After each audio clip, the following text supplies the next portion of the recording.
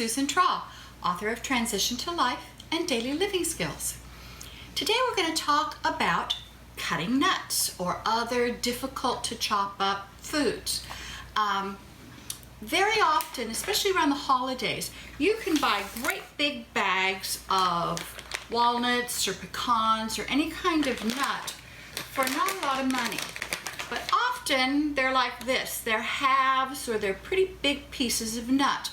Too big to put in your salad or your cereal or your cookies without them disrupting the feel of that thing that you're making. So today we're going to talk about how to chop up nuts, or how to chop up any big, this could be carrot chips, or it could be garlic, or anything. The process is always the same. So you can see that I've taken my nuts and I've put them in kind of a mound here. I've washed my hands first so that everything's clean.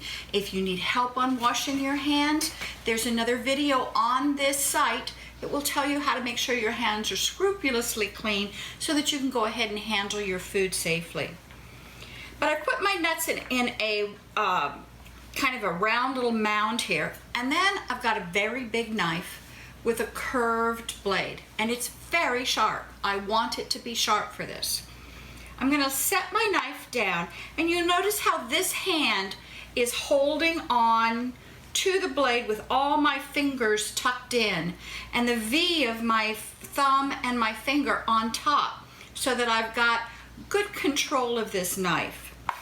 Then I'm going to put it down, and I'm going to take this hand and put it flat on top with my fingers on top.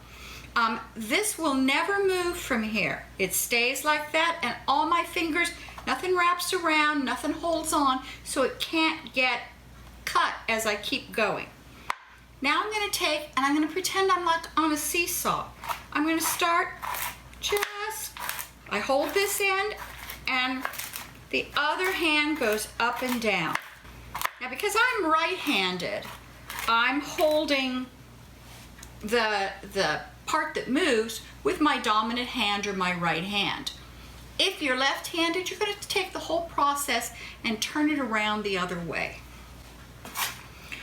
But I take and I start moving right in kind of a triangle shape as I go through here. And my nuts start moving away a little bit, so I'm just going to tuck them back over.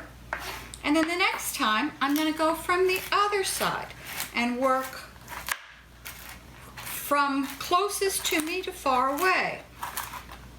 And then after I've done that for a little bit and my nuts are moving, I take and scrape them up again, and then I start from the other side. And I'm going to go back and forth. You can see I'm not being rough, I'm not smashing things.